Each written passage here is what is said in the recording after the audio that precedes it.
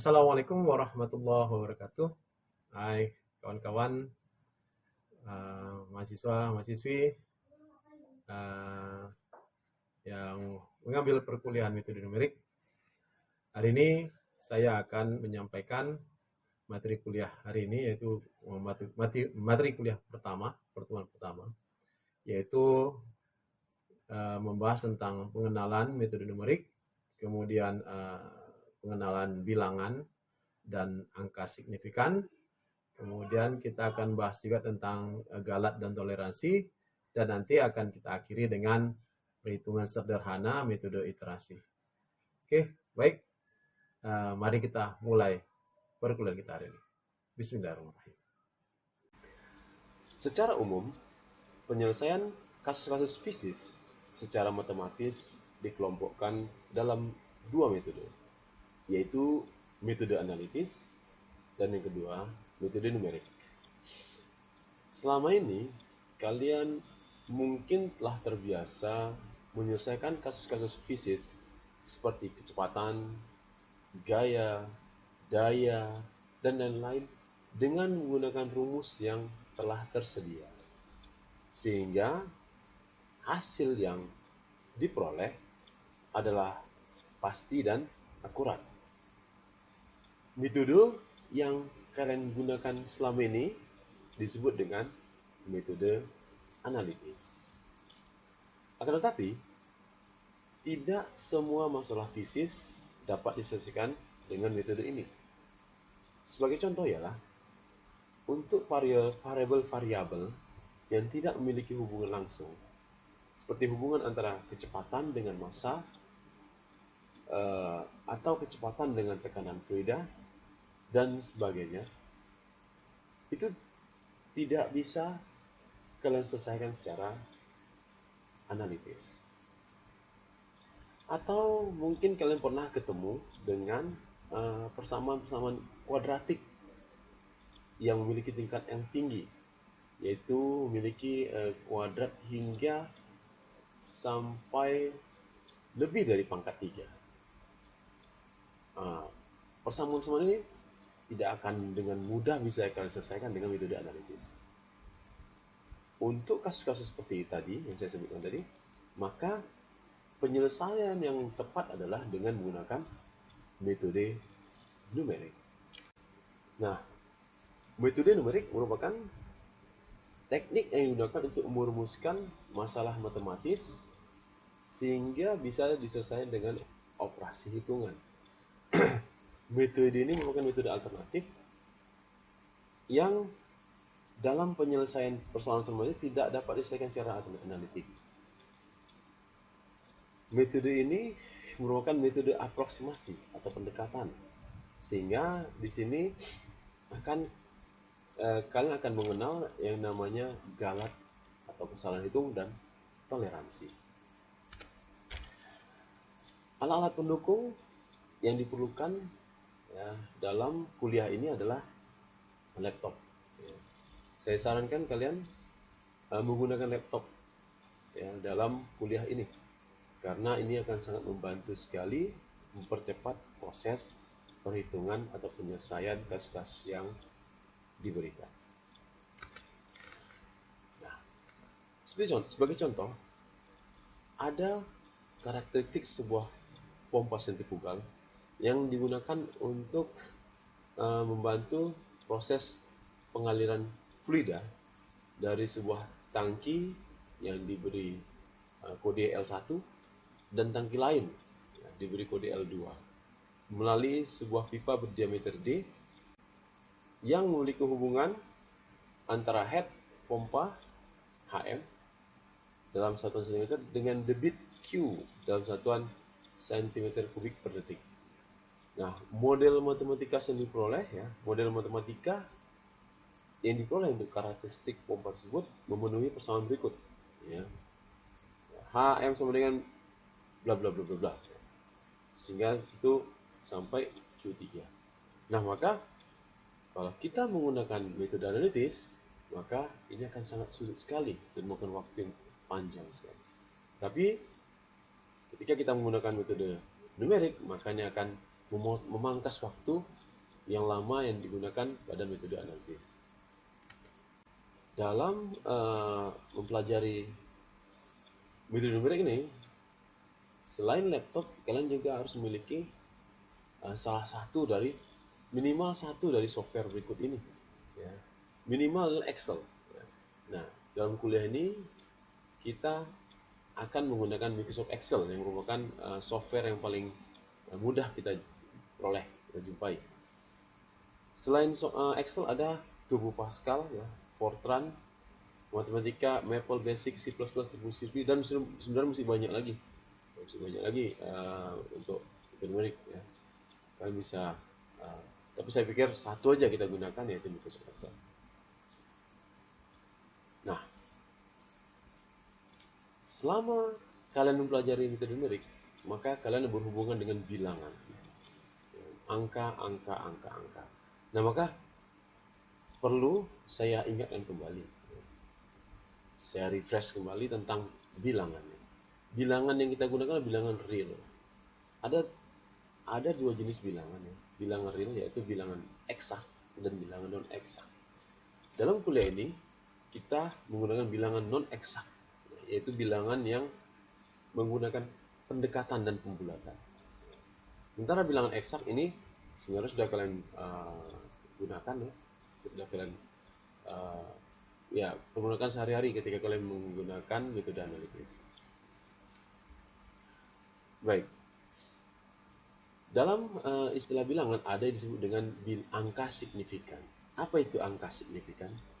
Angka signifikan adalah angka selain nol, ya, selain nol yang digunakan atau yang diperlihatkan dalam hasil hitungan. Ya. Nah, contoh 3,1416. Ya. Kalian menyebutnya jangan 3,1416, itu salah. Kalian menyebutkannya 3,1416. Kenapa? Karena bilangan setelah koma tidak ada puluhan, tidak ratusan, tidak ada ribuan. Jadi semua satuan. Jadi 3,1416. Bilangan 3,1416 terdiri dari 5 angka signifikan. Linear. Kemudian contoh selanjutnya 4,0485. Ini juga terdiri dari 5 angka signifikan, walaupun terdapat angka 0 di antara angka tersebut. Nah, karena angka 0 berada di antara angka-angka yang bukan 0, maka angka 0 dihitung sebagai angka signifikan. Nah, tetapi pada contoh selanjutnya, ya, pada angka 0,44668, maka angka 0 di depan itu tidak dianggap sebagai angka signifikan. Jadi angka setelah koma itulah sebagai angka signifikan. Baik, kemudian cerita tentang bilangan juga kita akan mengenal, ya, kerap kali berhubungan dengan pembulatan bilangan. Pembulatan bilangan ini sangat penting, ya, karena akan mempersingkat pembacaan dari bilangan yang diperoleh. Jadi dalam bahasa Indonesia, ya, angka koma, ya, itu diberi tanda koma seperti itu. Sementara dalam versi barat, angka koma diberi tanda titik. Nah, dalam pembulatan angka ada 3 aturan yang perlu kita ketahui. Pertama, bila pembulatan angka ke n angka signifikan, maka hilangkan semua bilangan yang ada di sebelah angka ke n tambah 1. Apabila bilangan tersebut kurang dari 5 atau setengah dari satuan, maka angka n tidak akan berubah.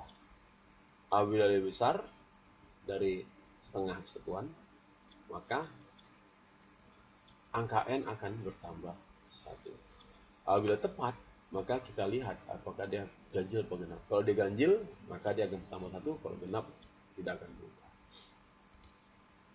Nah, ini contoh. Ya. Bilangan-bilangan ini kita bulatkan ke 4 angka signifikan. Jadi 1,6583 kita bulatkan menjadi 4 angka signifikan. Berarti kalau kita perhatikan di bilangan pertama itu ya, 3 itu di bawah 5, maka angkanya tidak berubah, sehingga angka 4 angka signifikan adalah 1,658. Sementara untuk angka yang kedua 30,0567 itu karena 7 lebih besar dari 5, maka N tambah 1, sehingga hasilnya jadi 30,06. Kemudian selanjutnya sama juga ya, 0,859375. 4 angka signifikan adalah 8593 ya. Nah, 3 ini karena 7 di situ ya, karena 7 maka dia berubah menjadi N tambah 1, sehingga hasilnya 0,8594 dan seterusnya. Selanjutnya kita akan membahas tentang galat dan toleransi. Jadi dalam perhitungan numerik, karena perhitungan kita aproksimasi atau pendekatan, maka akan kerap sekali berhubungan dengan galat, yaitu kesalahan hitungan, dan juga toleransi. Data numerik yang kita peroleh merupakan data taksiran ya, data taksiran yang dalam bentuk desimal ya, yang nanti akan memiliki kesalahan hitung ya. Nah, kesalahan hitung ini bisa disebabkan oleh kesalahan hitung di data atau galat data, atau galat dalam memakai suatu metode.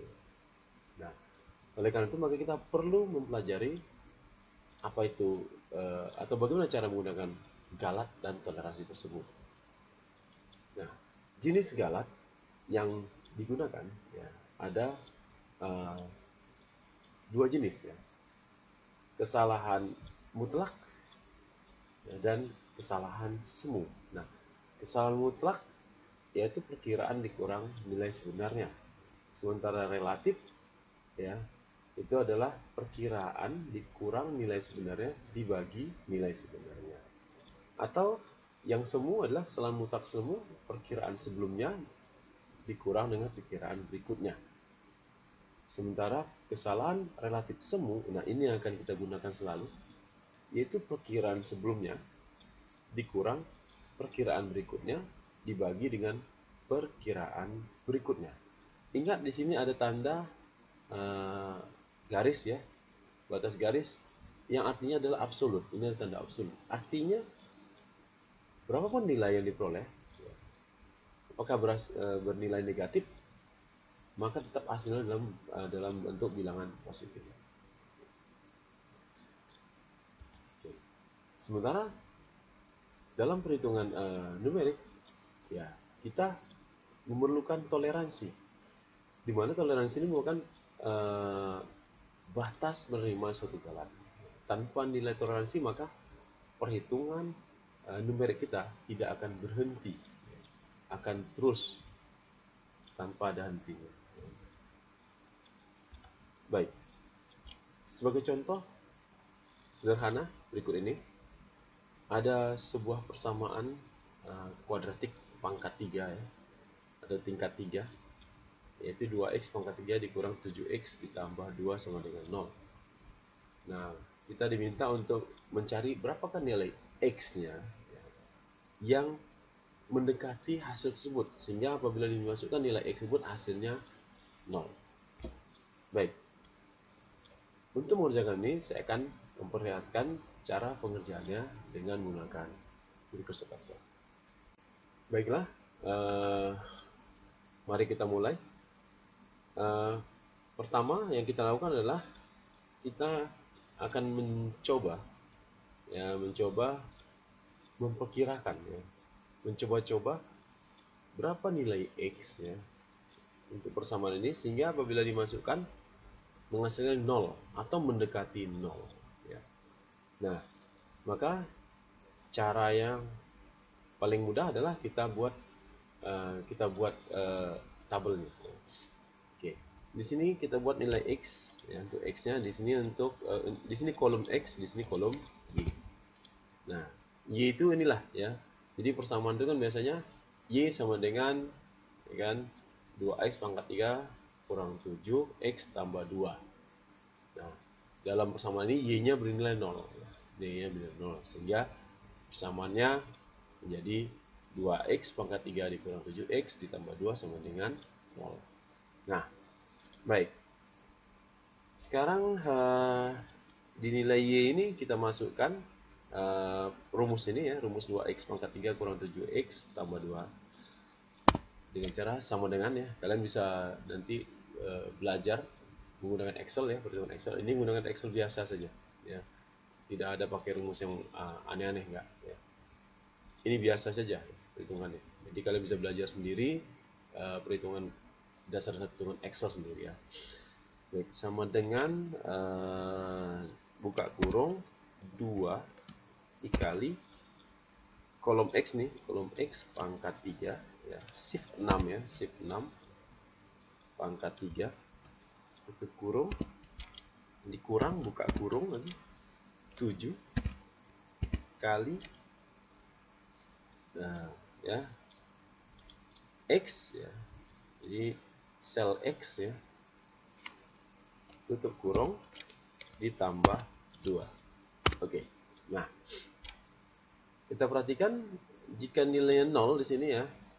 Kita masuk 0 ya. Maka 0 ya, 0 kurang 0. Nah, betul hasilnya 2 ya. 2. 0. Artinya hasilnya positif. Kita mau mencari nilai di antara positif dan negatif ya, karena 0 itu di antara positif dan negatif apabila kalian pelajari garis bilangan ya. Nah, sekarang kita copy ya, kita copy seperti ini, copy rumus saja. Nah, kemudian kita coba kasih angka 1.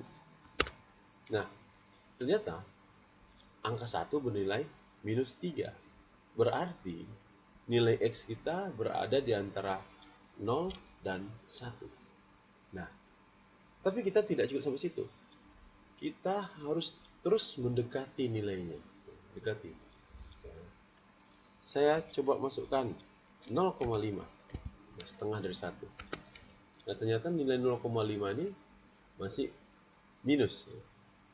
Kemudian saya coba setengah dari 0,5, itu 0,25. Ternyata nilainya positif. Positif ya. Nah, sekarang saya coba 0,3. Nah, ternyata nilai 0,3 berhasil bernilai negatif.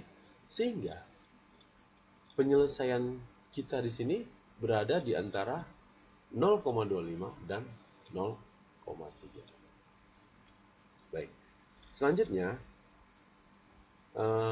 penyelesaian nilai ini, rumus ini, atau kesamaan kuadrat ini, kesamaan kuadratik ya, polinomial, kesamaan polinomial ini. Nah, kita ingin mencari X-nya, maka kita jadikan X tunggalnya ya, kita jadikan persamaan menjadi X tunggal. Jadi di sini yang X-nya tanpa kuadrat ada 7X ya. Sehingga kita akan rubah persamaannya ya, sehingga yang 7X akan pindah ke ruas kanan dan yang 2X pangkat 3 ditambah 2 tetap, atau sebaliknya. Jadi seperti ini ya, seperti ini. 7X sama dengan 2X pangkat 3 tambah 2. Maka X tunggalnya adalah 1/7 dikali persamaan ini.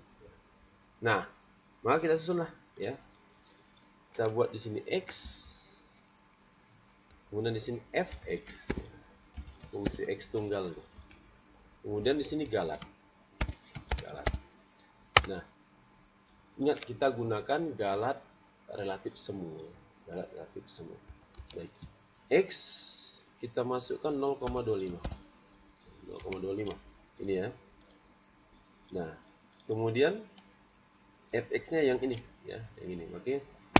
Sama dengan buka kurung 1/7 dikali buka kurung X pangkat 3. 2X, sorry, buka kurung lagi. 2 kali X pangkat 3 ditambah 2. Tutup kurung, enter. Ya. Maka kita dapat F tunggal adalah 0,29. Nah, kemudian kita cari galatnya. Ya. Galatnya sama dengan ABS, absolut. Buka kurung lagi. Ya. Nilai sebelumnya dikurang nilai berikutnya. Ya. Tutup kurung, bagi nilai berikutnya, tutup kurung. Nah, galatnya dalam persen, dikali 100%. Enter. Maka kita dapat 13,84%. Ini dalam persen ya. Oke, kita buat persen. Biar jangan salah ya. Nah, selanjutnya nilai berikutnya di sini akan menjadi nilai sebelumnya di sini. Kita copy saja. Kita copy. Nah, selanjutnya persamaan ini kita copy ke bawah. Nah, ini juga kita copy. Sehingga kita peroleh nilai galatnya 0,85%. Nah, selanjutnya kita tinggal copy ke bawah aja. Nah, kita tinggal lihat mana yang sudah di bawah 0,002%. Ya. Nah, jadi kita perhatikan di sini. Coba kita lebarkan lagi. Oh, ini ya. Sorry. Kita lebarkan lagi ya, itu dia. Ya. Nah, kita perhatikan di sini 0,85, di sini 0,06%, di sini 0,04%, masih lebih besar. Di sini 0,03%, dan di sini baru 0,0002%. Nah, jadi hasilnya adalah ini dia. Jadi nilai nilai X yang mendekati ya, untuk persamaan ini sehingga menghasilkan nilai Y sama dengan adalah 0,29289. Kita kasih highlight kuning. Nah, selanjutnya kita buktikan betul nggak nilainya. Nah, kita buktikan sini. Kita buat lagi pembuktian. Nah, maka kita masukkan nilai ini ke rumus ini lagi. Jadi ya, sama dengan buka kurung 2 dikali, nah X-nya ini kita klik X pangkat 3 dikurang 7 kali X-nya ini, kita klik aja. Ini enaknya dengan menggunakan Excel ya, nggak repot-repot. Baru tambah 2, enter. Iya. Kita perhatikan loh, Pak, tidak 0. Betul. Tetapi kita perhatikan kalau kita ini. Nah, nilainya mendekati 0. 0,00000. Nah, seperti saya katakan tadi di awal bahwasannya metode numerik ini adalah nilainya aproksimasi atau pendekatan. Jadi tidak ada nilai eksak benar ya. Jadi nilainya bilangan non eksak ya. Nah, oke. Itu di cara perhitungan sederhana dari metode numerik. Baik, itu tadi perhitungan sederhana metode numerik dengan bantuan software Microsoft Excel. Silahkan kalian latih di rumah ya. Kalian coba. Dan ini juga ada latihannya untuk kalian latih di rumah. Kalian coba dengan cara yang sama seperti saya jelaskan tadi untuk mencari nilai X dari persamaan-persamaan berikut ini ya. Nah, kalian tetap gunakan galat relatif semu dengan toleransi 0,0002%. 0,0002%. Nah, coba kalian hitung di rumah. Dan kemudian nanti akan kita diskusikan lebih lanjut. Baik, adik-adik mahasiswa sekalian, demikianlah materi kuliah kita hari ini. Semoga apa yang telah saya sampaikan tadi dapat dipahami dengan baik dan dapat dilatih. Apabila ada yang ingin ditanyakan, silakan diisi di kolom komentar. Nanti insya Allah saya akan jawab ya apabila bisa saya jawab. Kalau tidak, nanti akan saya cari jawaban dan saya kirim ke email masing-masing. Baik, itu saja. Semoga